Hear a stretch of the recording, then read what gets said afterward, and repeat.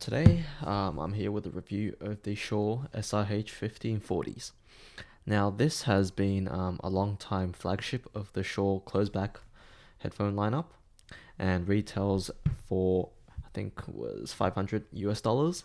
So, in these days, in today's market, 500 is many would classify budget. So, I think we should look at it from that perspective. So overall, right out of the box, this is a headphone that clearly appeals to the professional slash production market. It comes with two sets of these very nice fenestrated Alcantara pads that do a remarkable job of being isolating, but at the same time not feeling quite so humid and sweaty inside the cup because of the almost fabric like touch to the Alcantara. So it's a very nice pad, some of the best I felt on any headphone. It's also very soft, obviously memory foam in there, so it's a great touch from Shure to maximize long-term wearing comfort. Moving on, you've got some headband padding on both these two headbands. You've got a height adjustment mechanism that feels a little rough, but overall I think it stands up to the test of time, as this is not a very new unit at all. And of course you get a great range adjustment. One problem I do have is when it extends out, it also makes the headphone very wide, and I would have liked to see this headband hug the head a little better, because as it stands now, it is a very wide headband. So but however, the curvature of the headband means only a small part of it, or maybe this much, touches your head. And that's a problem because over time, you don't really get a hot spot, but if you press the headphone down, you can definitely feel where it touches your head. And it is not the most comfortable sensation. However, because of how light it is, as well as the really comfortable pads and some padding here, it overall turns out to be extremely comfortable headphone. Some of the most comfortable I've worn, and honestly I could wear these all day and don't have any problems with it. So moving on towards the sound, starting off with the bass, I think this is the strong point of this headphone, because in a time when headphone tuning was really the Wild West, and every headphone company seemed to go for really bizarre frequency responses, Shure was one of the first headphones when the frequency response actually closely matched the hum and target.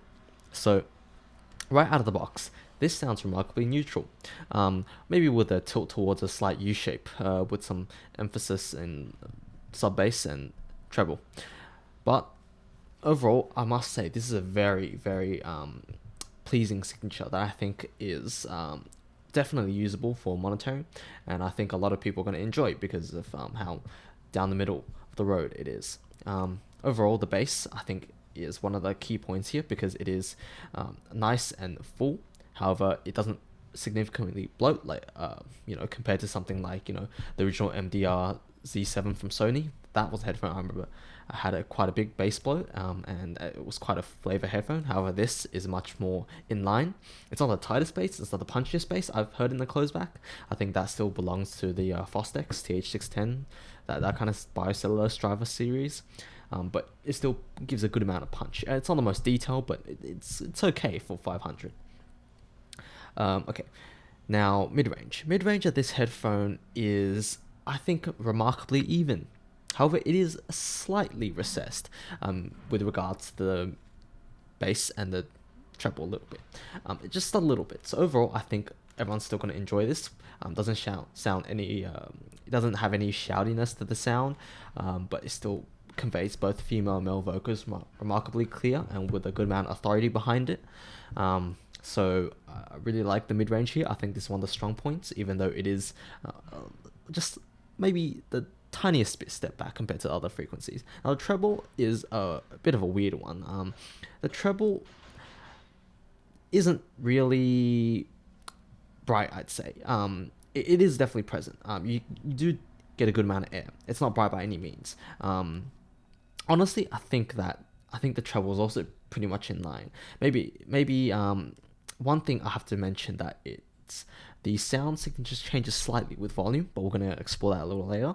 But as in moderate listening volumes, I think the treble on the Shures are again similar story to the mid range, where it is fairly even. I don't hear any painful bright spots. It's just very nice. Not the most well extended, but reasonably well extended. You get enough air in there. You get enough just evenness. It's all just a very overall a very neutral as well as a comfortable listening experience. That's the best way I can put the sound. Overall, mid range and detail. Mid range and treble detail is pretty decent. I'd say that in today's market, it still holds up to its price tag. It still competes with Sony's offerings, Fostex offerings. Fostex might pull ahead a little bit for detail, but honestly, not by much. This is pretty detailed, more than people give it credit for. I think it's actually pretty good. Moving on to the volume. Now, that's one of the odd things I've found about this headphone. I have a feeling it has to do with the dampening choice or lack of choice behind the driver itself. The dampening behind the driver seems to not do its job as well in high volumes. So if you like to listen to your headphone at a high volume, I think you are going to hear that it definitely becomes more U-shaped, V-shaped, as the volume goes up. So if that's something that you are not the most keen about, I think that you might want to look elsewhere. However, I don't think it impacts the sound that much. It is a very minor change. It doesn't completely destroy the signature that this sets up, and I think that it can definitely still be usable in high volumes. It just adds a little bit of excitement, I guess, is the best way to put it. So overall, nice package. I like it a lot in terms of sound. Dynamics. This is not the most dynamic headphone. I think it just it passes by the price again. I think dynamics wise, it has a good amount of slam. I think in terms of dynamics, it sits around a similar kind of area as the Sony Z7 or the Z7 Mark II. So not terrible, but not excellent either. Soundstage. I think this is pretty wide for a close back, actually. Things definitely sound wide on this headphone. You get a good amount of out to the sides kind of sounds. However, the imaging is again not amazing, not necessarily bad either. So overall, I'd say a combination of the imaging and the soundstage puts it definitely worth its price tag, maybe a little above, because the soundstage definitely is quite wide for a close back on this headphone. Now, moving on, comparisons.